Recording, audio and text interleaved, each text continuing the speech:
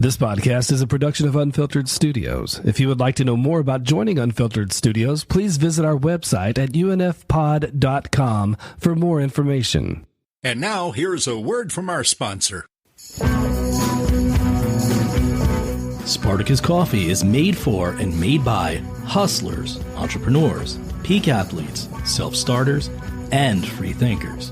Our community of coffee drinkers believe in lifting each other up to be the best version of ourselves we can be. On top of that, every sale goes to the nonprofit organization No Kid Hungry, a national effort to end childhood hunger in America. To learn more about that and order some of the best, richest coffee you can find at an affordable price, go to SpartacusCoffee.com and be sure to use my promo code. It's pretty simple. It's Jay Burke, which is JAYBURKE, and get 10% off your first order. Remember, Spartacus Coffee. We fuel the grind, we fuel the success, we fuel champions. We are Spartacus. And now back to your regularly scheduled program. The internet, while transformative, has skewed our economy by monetizing personal data and selling it to the highest bidder. Social media has degraded public discourse, favoring sensationalism over truth and making misinformation profitable. It's easy to see our digital infrastructure benefits platforms over people. This erodes the civic institutions meant to unify us. This dynamic disproportionately harms the vulnerable, driving up inequality and fostering distrust that threatens not only our democracy, but human civilization as a whole. Amir Sheik understands this predicament. He saw the problem isn't the world's openness, but a breakdown in its dialogue. See, in our rush to connect and share information, we haven't lost the ability to communicate, but we've lost the art of communicating effectively. And to his credit, Amir has decided to take on this problem. Amir founded Ponderly to bridge societal divides by providing unbiased perspectives. Ponderly offers an inclusive space for diverse voices by presenting multiple viewpoints. In this episode, Amir and I discuss everything from Ponderly's features, for its design that seems honed in on Gen Z, and he highlights the platform's commitment to neutrality and empowering users to make their own informed opinions. To me, this is a special episode. It's just a great conversation. It kind of goes together with the theme of my last few episodes, which were about TikTok, but included a lot on the power that technology actually has over us. So I think this book ends that really well.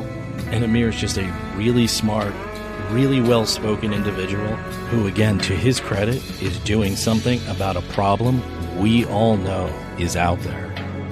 So whether you're interested in media, technology, or societal change, this episode offers a thought-provoking look at the future of unbiased media and the importance of respectful discourse.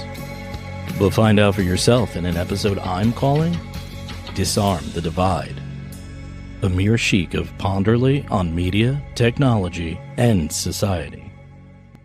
It won't always be a straight line. It won't always be a straight line. It won't always be a straight line. But take the journey. Take the journey. Take the journey. Escape a while for thoughtful excursions Into the world of ideas across media, politics, technology, Pop culture. and all realms of civic life. Take the journey.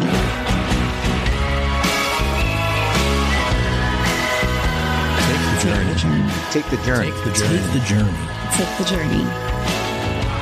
You're listening to The With Jay Burke Show.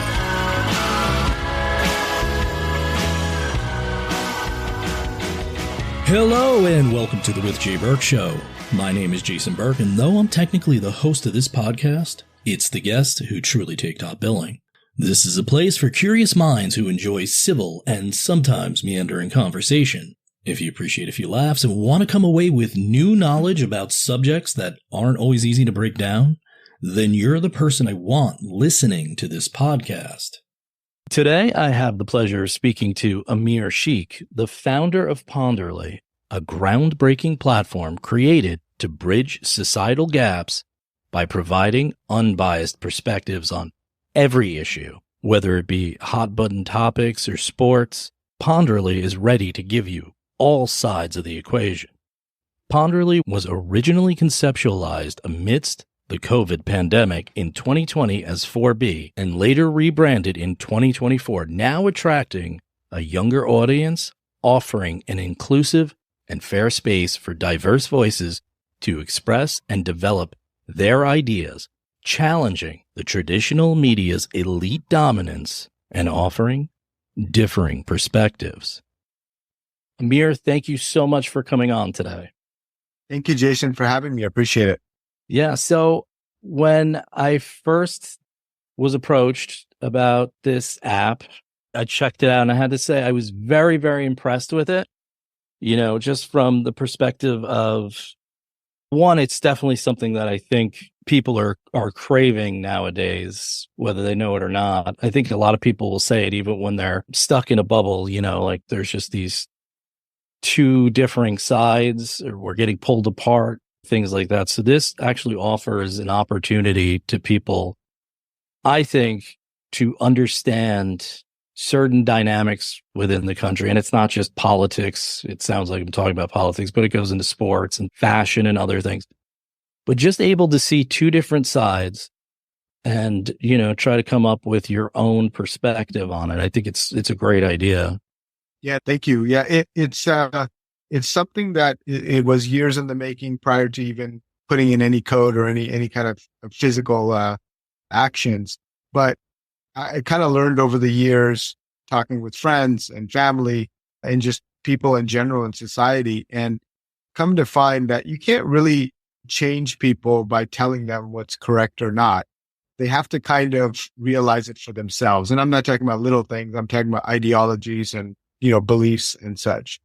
And so, you know, when you looked at the media and you look at media today, same thing, you have kind of a single source that really says, trust me, I'm credible. I'm going to tell you the unbiased and, you know, the whole picture. And everybody's doing it and everybody is failing at it, you know, some more than others. And many of them don't even realize that they're biased, or they're, you know, spreading misinformation or all the other things that are going on, divisiveness. And so I think, you know, just to come up with a different strategy, what we have, which is we purposely give both sides, and, you know, we let the users decide for themselves after having the whole picture, is different. And, you know, we're honest about it, and, you know, we're neutral as a platform. That's really the basis of the platform. And then we also integrated a lot of social media features on there, gamification and some other stuff that we know has been very successful on other platforms, and putting that all together. But, you know, the core of it is that, you know, bias, misinformation, you know, which we see today.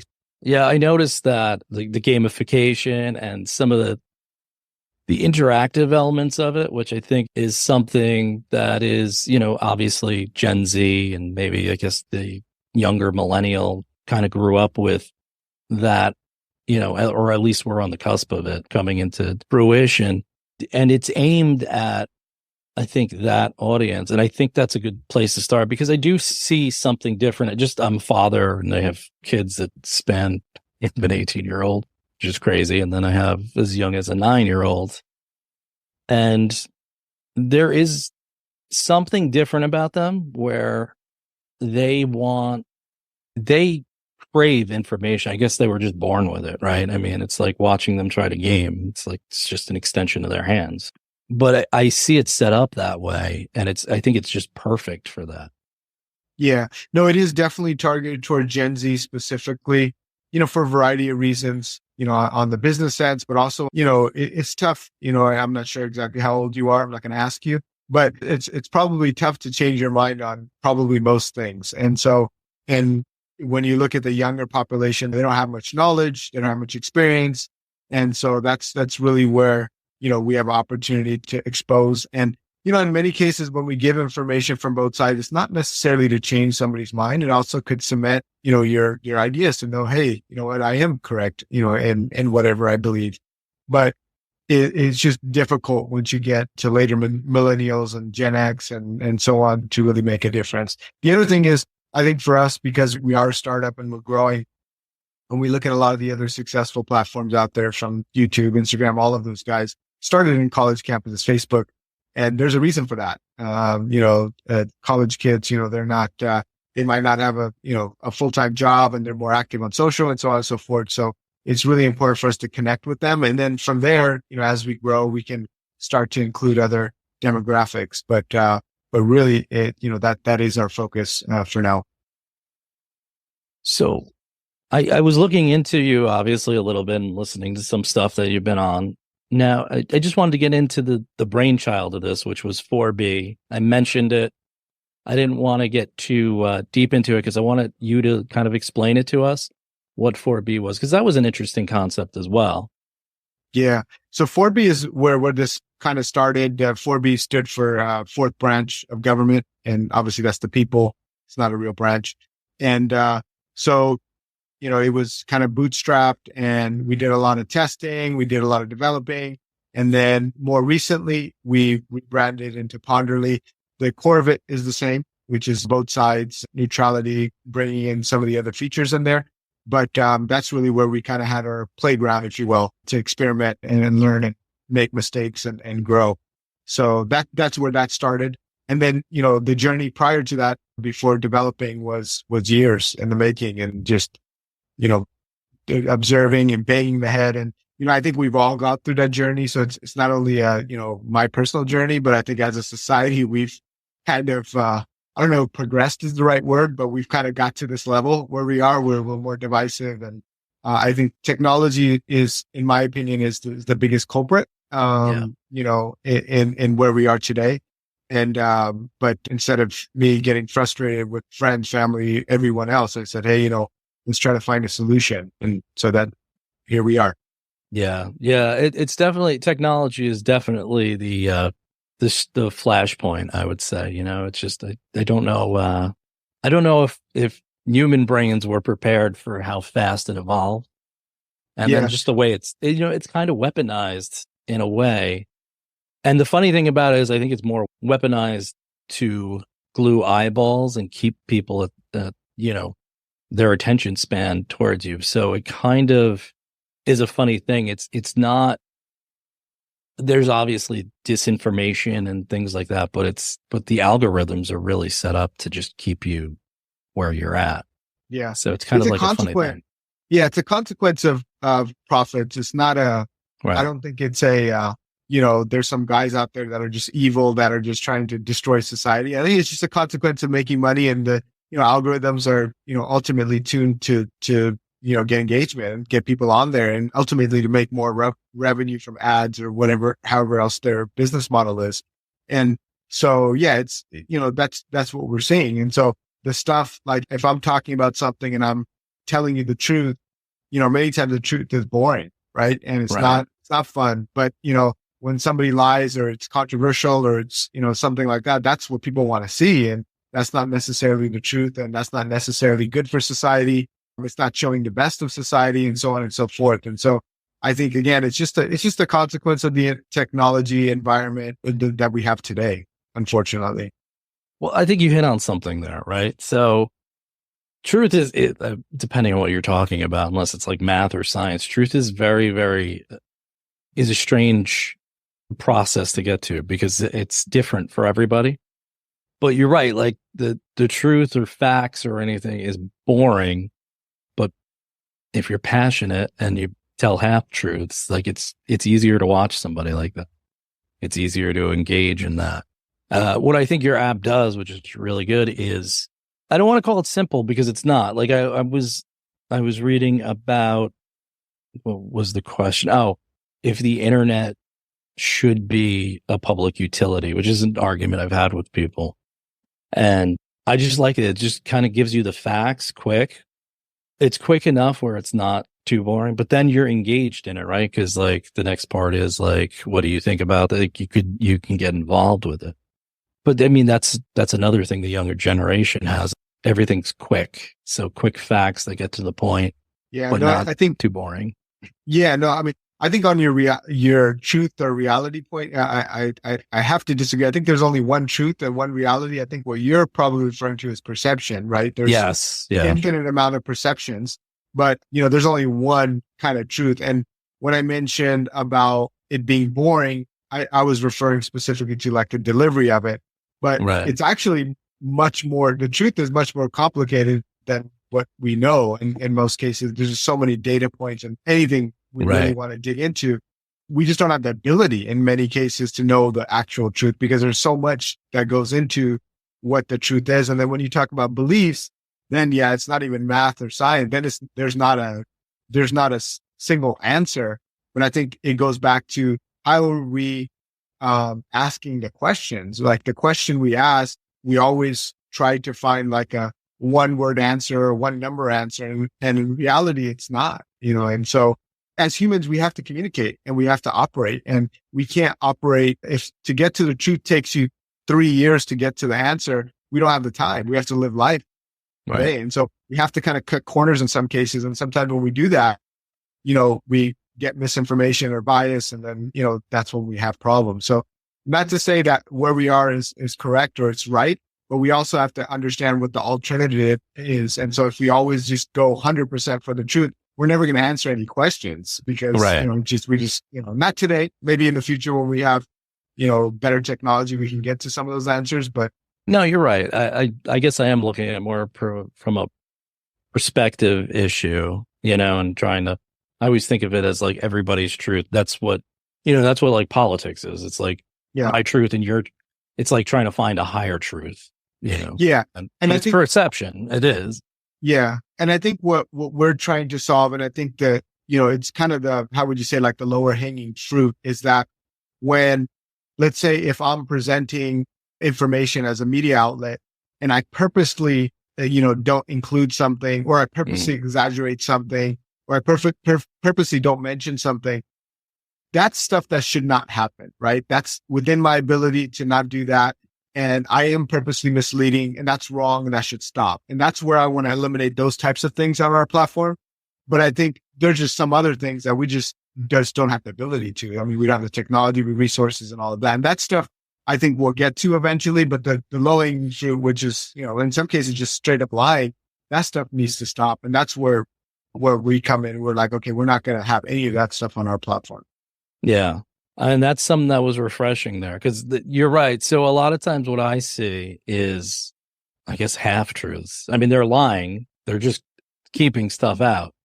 But if you fact check it, you might find that, oh yeah, that makes sense. That checks out. But they're purposely keeping information that would sway or whatever. So this is like a perfect way to hedge against that is to have the two sides. Was there like an aha moment for this, or is it just something that culminated together with like a bunch of different ideas? Yes. I think COVID helped for sure. Like in that moment, I mean, I think most of us had lived through that, and it was a once in a lifetime time for everyone. But it was something that was itching for a while, and just getting frustrated over time, and like, okay, now this might be a good time to, hey, I got to do something about it. And so this was kind of the answer to that. And then from there, it just kind of built and grew and to where it is today. Do you think COVID helped foster some of that polarization though? Like a lot of people had time at home. You saw a lot more protests on both sides. You know what I mean? So. Yeah, I think when we look at, without getting into detail, like when you look at wars now, around the world, whether it's in Ukraine or Israel and things, I think we get too like hyper focused and down to floor level, and we kind of lose sight of what's happening. So, I think it's more a result of the economy, or a result of COVID, and result of the lockdowns, and result of technology, result of, lack of, credible journalism. Like a lot of these things like that are macro things. When you continue on with those things, you're going to have results, which are wars, conflicts. You're going to have depression, suicide. Like, I think we work the wrong way. We need to start from the top and then figure out like, okay, that's why that's happening. Not, hey, why are more people committing suicide, or why are there more wars going on?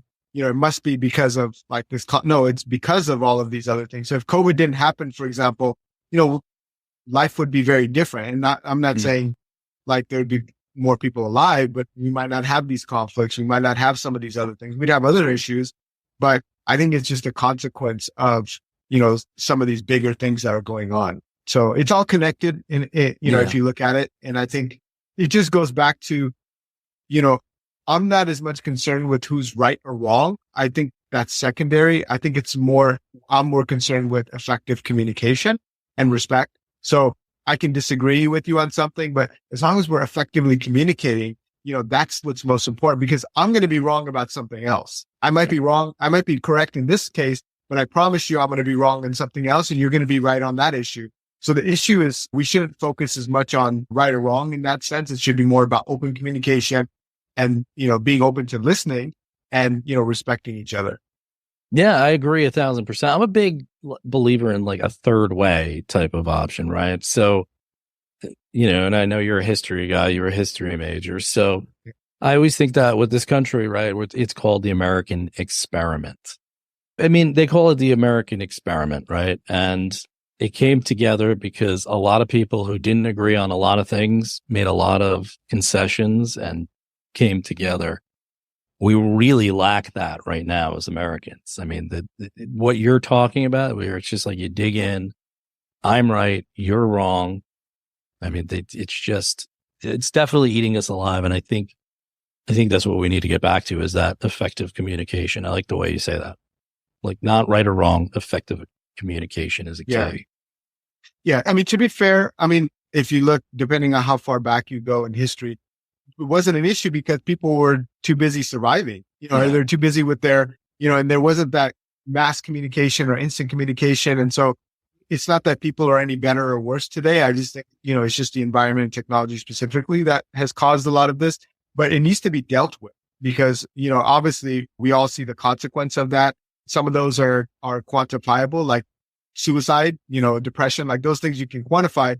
But there's other things that we can't quantify that are bothering us, day to day. And so, something like, for example, like if I go to like a very poor place in the world or third world country, and I see some of the kids there and I see like, they don't have anything. They might not have food for the night, but when I see them and I see how happy they are for the littlest things, or I see them playing with each other, or I see them just, and obviously happiness is subjective to a certain extent, maybe. But when I see kids here and I see them, they have all the resources, they have everything, and they just don't look happy, right? And you talk to them and they don't seem happy. And I think, there's a lot more that goes into it when we try to measure, the effects or the consequences of, technology, or consequences of, the divisiveness that we see in society. And I'm not sure if we're counting that when we're looking at it. We might just look at, hey, look at the median income is higher. We look at, there's no more child starvation, or there's no more this, but I'm not sure if that's the best way to measure what's progress, or that's the best way necessarily, or the only way to measure, progress in that sense. And we need to include some of these other things. Yeah. I mean, that's the one area I see. Technology can be great, some of this stuff. And I think multiple data points are needed. It's like one of the great things about history is that you really, if you study it, you see that it's not just one action, it's a million different actions and reactions all at once. And that's how everything really works. It's everything feeding into each other. I think you were kind of saying that before, so everything's connected. Yeah, it's all connected. Yeah. Right. So when you're talking about, the depression rates or something like that. Yeah. I mean, COVID and stuff, there was higher depression rates. And, right.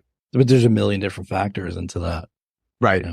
Whether it's like kids just didn't have an outlet to go anywhere, or couldn't play youth sports or do anything. There's just so much that is impacted in that. Yeah. For me, it's more, again, getting away from like what the actual truth or who's right or wrong is. It just amazes me when I see people just get so passionate about issues that they have little to no knowledge about. And that's one thing, and that's okay. But then they take action, on that. And that to me, like, boggles my mind. And again, kind of furthers like what we're doing is like, hey, maybe you're not 100% right, and or maybe you are right in this case, but if we can't communicate and we can't, agree on anything, we can't move forward, then it doesn't even matter because we're all suffering. When we have the issues with, when people commit suicide or depression or, when we have these wars, everybody loses. I don't care which side you're on. You're losing. We're all losing when this happens. If a big weapon goes off or go to World War II, everybody lost. There's no winners in that. And, that's where I think we need to kind of get back and reset, and our leaders need to do a better job of that. Say, okay, everybody stop, we're all on the same team. We're all humans, and, let's communicate. Let's listen. And I think everybody will benefit. Just like when there's bad things that happen, everybody suffers. If we change the way that we communicate, which is, in my opinion, really, really bad today, I think everybody will benefit. Yeah, no, I agree. I like that. What did you say before? You said something interesting, and I was like, oh, yeah, that's true. Oh, talking about people who are passionate about stuff they have no clue about. Now, I kind of started this podcast as that's part of the idea of it. I like information and I like dissecting things and knowing about it. And I'll give away, my age or whatever a little bit. I'm a late Gen X. I guess you'd say I don't call myself a Zennial, or whatever they call that, but I would be late Gen X. So yeah, I'm a little different than probably some of them because I want to try to kind of prove myself wrong if I'm wrong. I try not to. I see everything as very gray. I'm a little too gray with stuff sometimes. But yeah, I am amazed at how many people will talk about things they have no clue about and just be, as a matter of fact, so passionately enraged about it. Right. And then you could present, another fact and they just. Yeah. I mean, it's, and again, it goes back to all of these things, there's good and bad with everything. And this tribalism, if you call it, mentality, it has a lot of benefits. We can't ignore that. But I think it's just like any other tool. You look at a knife, you can cut things, you can cook, you can do all things, but you can also hurt people. And I think sometimes we focus too much on hey, it's going to hurt people. We ignore all the benefits. The same thing with this tribalism thing. If you look at the 20th century, there's probably more people died from war and conflict than any other century, maybe even combined. Mm-hmm. But we also had the most progress, in the 20th century with technology, with medicine and so on and so forth. So again, it goes back to to me, it's not about right or wrong. It's about effectively communicating and making sure we understand what's really going on. And sometimes we get pigeonholed in these little details and topics, which, again, I'm guilty of it too. Sometimes that we think that we're absolutely right. And it's just, maybe you're not. And even if you are, what's your point? Do you want to make the world a better place? And do you want to try to effectively communicate, or do you want to make fun of the other person or insult the other person so you feel good sleeping at night? What is your goal, at the end of the day? And I think sometimes, again, we all maybe lose track of that goal, is that, winning the argument is not a win. Yeah. Yeah. And that's where I was just talking. I think sometimes coming to some kind of agreement is where the win is. It's just, you don't see that much anymore. But I like your point because I think the same thing, right? Technology is here. It's obviously not going away, but there can be such great benefits moving forward with technology, especially, when we're talking about all the data points. And, I think about medically speaking, at some point, it's just that we've been stuck in money has driven a lot of things, and whether, I think of things as systems competing against each other. That's how I think. I don't really think of evil people twirling a mustache. It's the stock market and finance is its own system. And it says, try to make as much money as we can in whatever way for our stockholders and things like that. But you have other systems that compete with each other and some win. But, technology could be used for such good in the future. And I like thinking about it sometimes in that way. Whereas right now, it's just too new to us. Yeah. I mean, it doesn't feel new, but it's right in the scope of humanity. It's a blink. Finger. Yeah. It just started. Yeah. I mean, it kind of can use this analogy of like free will. Like, do we really have free will? Or like, if we all had enough data, then you could technically know exactly what Jason is going to say or do in next year, right? If I had enough data points about the world and you and all that, that's kind of how I look at it. And so I think kind of going back to, I think there's a natural equilibrium. I think we're getting a little off track as far as with technology and how much it's affecting us and how we're using it irresponsibly. But you are absolutely correct. It should be a great tool for humanity, for individuals, and it's just not used in that way. But I think, over time it'll get back. I mean, it's very, very new, obviously, in humanity terms. And I think that we will pull back and we will start to use it more responsibly. And there is a limit to what technology will contribute, I think, in our lives as humans. If you look at, let's say music, most people like to listen to music. And if you go to a concert, you can listen to that same song, you can listen to that artist perfectly tuned. There's no mistakes in the comfort of your home, or you can listen to artists and they make mistakes and they cough and there's people and all that.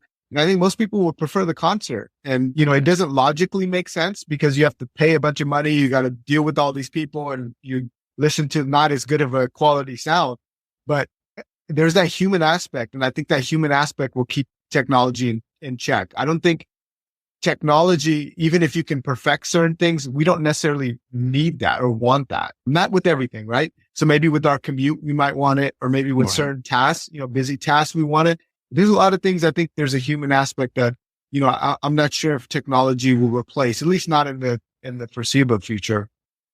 No, I agree with that.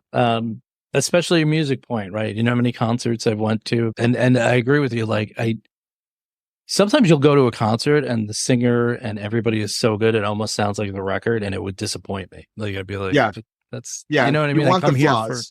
and I think of this medium, like podcasts is kind of the same thing. You'll hear a lot of podcasts are more like, they're not perfect like the media would be or anything like that, right? Sometimes it sounds like you're just sitting in your friend's basement and you're hanging out with somebody who's bullshitting, and that's what's cool about it. I think people like that human element of it. So you're right. I think that we'll probably eventually figure out what it's good for and what its limitations are. But right now we got to figure it out. I mean, I was just thinking while you're talking there before about that. It's like, I mean, the leap we made. I mean, I was thinking about, Thomas Jefferson wanted an agrarian society. People who farmed and took care of themselves. 100 years later, we had the Industrial Revolution. Was it 50 years later, 60 years later, we had the World Wars. And then it's like 50 years later, we have this technology that's just like, it seems like it's out of control. It moved fast. Everything moves fast, but there has been great improvements in life with that. We do have to look at that. Yeah. Definitely a valid point you made. I think as much as we keep, and I use government, not specifically to call out government, but anytime you have individuals who are deciding versus allowing the equilibrium or allowing the system to kind of decide what's right or wrong, I think that's when we run into problems, for obvious reasons, because we have limited ability, we have limited knowledge and all that. So none of us should be deciding, right? It should be the collective and the equilibrium to decide that. And that's where, without going into too much history and examples and such like that, where you see a lot of atrocities happen is when you have individuals or individual groups that are acting as quote unquote God. And I think in most cases, actually in all cases, I don't think any one of them think that they were bad. I think all of them thought they were doing good and they were in the right. And I believe that they thought that. And I believe that they thought that they were doing good. But obviously we see time and time again, that humans are not God and they don't have the ability to. And when they do try, then bad things happen. Yeah. So, I'm always interested in the people who ended up following. And, you could get into, like you said, you get into these examples like, fascism in the 30s and stuff like that. But, when it's kind of like what we're talking about a little bit, right? It's like, there's so much you don't know, and there's so much going on. And there's so much competing. I think it almost like felt nice to just, this one guy is going to handle it. He's just going to fix my life. He's going to fix everything. And that's it. I think that's a natural, It might be a natural human reaction. We always had leaders, right? And even tribal, when we talk about tribes or something, it's like there was a leader. Yeah. I mean, you look at like Hitler, for example, which, obviously got a lot of people to believe his thought process, but I think it's much bigger than even the individual because it was the environment that he was in. Like if Hitler came around today, he wouldn't have been very successful because it was a different environment, different things are going on in the world. They didn't just have World War I, all of those things. And I think, again, it just goes back to like, we have to kind of, very difficult for us as humans to be able to, first of all, absorb that much information and then process it in an effective way. And that's why we need each other and we have to respect each other and we have to understand that, hey, we're all most people are generally good, I believe, for the most part. So. And the ones that are bad, I think some of them are misunderstood. Some of them have good intentions or just bad. There are some bad people, I think, and maybe there's some medical reasons or whatever, brain is dysfunctional or whatnot. But I think for the most part, we're good. But if you read the news or if you look at social media, you would think like we're all going to hell and like we're going to destroy ourselves tomorrow. And that's really what I want to kind of check and balance and create that environment that, hey, I can listen to Jason. I might not agree with him, but I can listen to him. And I think he's a good dude overall. And, let me just hear what he has to say. I don't have to agree with him. And I think if we can get to just that level of communication, I think that's a win in my book. And I think that's a big part of, who we are. Yeah. Well, that's a lot of it, right? I mean, you will sit with somebody who you don't agree with, but once you get to know them as a person and kind of understand them and where they're coming from, you're like, I don't think that he's right or she's right, but I don't think they have a bad heart either, and that's the thing. Like nowadays, it's like everybody's evil if they don't agree with you, especially if you don't know them. It's easy to just demonize somebody. Right. So, And with the clickbait kind of environment, you see people, I mean, I talk to people like, I voted for that person because, you look at them, they're always smiling or they're always, look how they talk to people, it's just, people are, we're all different and we're all diverse. And I think everybody brings something productive. We just don't understand. Even the bad people, even people who do bad things. I think, maybe we learn from them in some way. I think everybody's kind of beneficial in some way or another. And again, it just comes back to like, let's respect each other. Let's listen to each other. You don't have to do what the person is asking, but, let's respect each other. And I think everyone will benefit if we do that versus what we have today. So we're excited to kind of take steps and kind of create an environment where we can enable that. We can encourage that. And, I know we have a little bit of work to do, but we're really excited with the direction we're going. Yeah. So like, what is your plans as far as the future? Like, what are you planning on expanding into? Yeah. So I think right now because our product is at acceptable level right now, it's live on the App Store and Google Play Store. We're going to start to reach out to investors and really start to get funding and work on marketing and growing the platform, getting users on there, partly why, being on podcasts to raise awareness. And I think once we get a good amount of users on there, there's going to be adjustments along the way. Users will tell us, and it's really important to listen.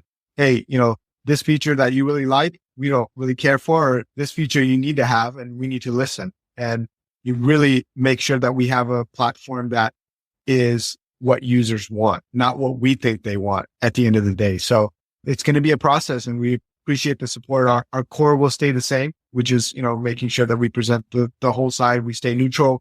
And ultimately we have to be a viable alternative to, X and Instagram and blogs and mainstream media. We have to earn that respect and earn that people know if they come on us, it's better than what they are using. And so if we can answer that question and we can provide that service, I think we'll be able to grow very quickly and have our place and hopefully do good for society as well.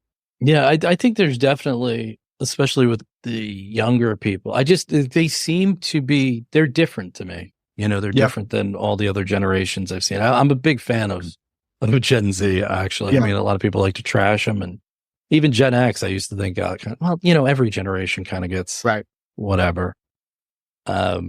But they're different. I think they're extremely bright and they're probably better at trying to navigate this weird landscape than we were growing up, or at least I was.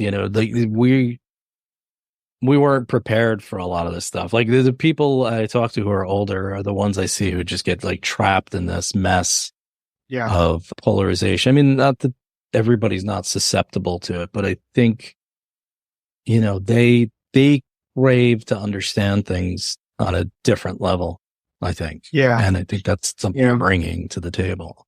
Yeah. I think everyone's different. Everybody has good and bad in some of those things.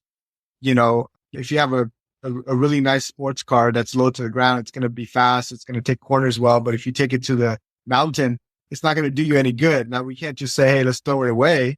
It's just, it's certain things that's in the SUV, it'd be the opposite, obviously, right? And so I think it's the same thing with people. Every generation in general has certain qualities and certain things that maybe aren't qualities, you can say. But again, it takes all of us. And I think we shouldn't be discarding anybody's opinion or way of thinking. I think we should be sharing those ideas and ways of thinking and respecting those ways of thinking and then working together. I mean, we are all connected now more than ever. I mean, we're literally, you can connect with somebody, on the opposite side of the planet and they know what we're doing and vice versa. Mm-hmm. And so it's a beautiful thing. And let's use it to bring people together versus, what we see today. Yeah, agreed. I was just talking about that. I've made friends doing this, right? Like I'm going to meet up with like one of my podcast buddies this summer. It's exciting, but never in a million years. And my wife will make fun of me sometimes about that because I used to be like, my kids would like play online. They'd be like my friend online. I'm like, that's not your friend. Right. It's not real. Like right. Now I do that stuff, but yeah, it's so different with the connection and it's, that's big though. That opens up the world. Yeah. Absolutely. You know what I wanted to ask you as far as deciphering two sides? How do you curate that? Like, how do you get the facts together on each side? That's a good question. It's actually a lot more difficult than it looks. So first thing is coming up with the actual title, which is probably a big part of the challenge. And so when we come up with the title, we have to make sure it's something that's popular, that's something people are interested in. And then we have to make sure it's neutral. Like even the wording in a title can be, perceived as biased, right? How you present it. So that's actually a big part of the challenge. Once we have it, we have kind of an extensive independent contractor writers. And so we know like we have them depending on category. So, if it's science, for example, we'll kind of pull on them and we'll get two sides. And we really like to have writers that actually believe that side. So we don't like to have like the ghostwriter type stuff. So they're a little bit more passionate about it. They'll do the research and they don't represent their own views. What they do is they do research on what most people believe on that time. So if it's like, is the earth flat, for example? So if we have somebody that says, yes, it's flat, it's not about their personal view. They'll get like what the majority of flat earthers believe and so on and so forth. And then we adjust it and then, we get them to kind of write it. So we have an editor assigned to us. So both sides don't actually talk to each other in person. It's more kind of, they just deal with the editor, but it's a long process. And then we have to make sure it's cited. The editor also makes sure like, we don't have any biases in there and, everything is fact checked and all of that stuff. So there's actually a process, multiple people that touch it. And our job is to make sure each side gets equal opportunity and no one gets, any kind of special treatment. And so the end user will kind of see both sides in a laid out way and, they can make better informed decisions at the end of the day. So, that's kind of the short version of the process we got to. Yeah. Yeah. No, I was impressed with it because it was, God, I know how much like sometimes I do these things by myself and it's like whittling down the information is hard. So when I'm reading some of these, I'm like, they're like to the point, but quick enough. At least the ones I read, maybe there's ones that are longer and whatever, but they were now. Okay. So they're all short. Yeah. They're all short. Yeah. Okay. But I we like purposely do that. Yeah. We do that because a couple of reasons. One is because our demographic is Gen Z and I'm not going to hate on Gen Z, but they're always busy. I'm not sure with what, but always busy with something. So we want to make sure we're respectful of the time, but also it interestingly forces the writers to get to the point when they have kind of a limit on that. And, they have to cut out all those pretty words or all the other stuff that maybe is the toughest thing to do. And I think it makes the platform a lot more intuitive. You don't have to say, I'm interested in this, but I don't have all day. I only have a couple minutes to read. Well, we'll provide that there. but I think that process kind of format, like when we insert multiple people in there, it's not necessarily only for the workload. It's also that we check each other. Like, when you have multiple people, you kind of eliminate any kind of like biases. And like I said, we don't have any overt bias, because we all know what we're doing. But I think there's a lot of like covert bias, unintentional bias that we have, whether it's the words we choose, the way that we present things. And I think that gets kind of filtered out when you have multiple people that, have different kind of views. Yeah, that's a fair point. Because whether you like it or not, you have an opinion when you're looking at these things. So that's a good point. No, but that's what I noticed. It was very factual. That's why I said it was like, I'm like, this is just designed for Gen Z because, since the time they were little, it's like they've been just hit with everything's quick. You know what I mean? Like even you think about like the explosion of TikTok and stuff, and it's like, 1 minute videos, 30-second videos, quick bits of information. But it's just done very well. Like I like that it just got to the point. There was nothing there. There was no fluff in it. But it's long enough to be interesting, right? Because it is factual. It's like taking a lot of factual stuff and we get, we tend to start to fall asleep when it's too much fact there. Right. And that's why I was asking before. I'm like, that's not as easy a chore as it sounds like. Difficult. Yeah. It's like what's pertinent and how do you just say it? Yeah. And then getting everybody to fall in line kind of with that process is sometimes, when you have a writer that is passionate about something, sometimes you got to tell them like, you can't say that. You can't say that, but it's true. Yeah. You got to remember why we're here. We got to stick to the facts we know, not what you believe. Doesn't matter how strongly you believe on it. And so, and for the most part, everybody, understands that. But that's why even when we cite things, like you can right from the app, click on those links and it takes you to the source. So you can verify, straight from the source. Yeah, that's always important too, especially nowadays. Just everybody's aware of that. People just say things. I mean, especially on social media, you're like, how do you know that's true? Well, this person said it. Just because somebody said it doesn't mean it's true. You back it up. That's back in the day. Remember, it's like I know somebody who knew this person, and they said that, and they said they knew that guy, and it's like, okay, who was that? Well, you play that game. What's that game called where you tell something to one person? Oh, telephone or something? Yeah, something like that. Yeah. At the end, it's it's like 100%. There's not too many things that are 100%, but if you get 10 people and you play that game, 100% of the time you're going to have a different message. And so I think we forget that too easily. Yeah. So now the app is free, right? Yeah. So just free to use, to consume and play with. We do have a subscription as well, which has other premium benefits on there. But yeah, it is free to use. The way we kind of support ourselves is with the ad revenue that's on there. So as you scroll through the ads, obviously we get a little bit on there. But again, you can enjoy all the features on the platform.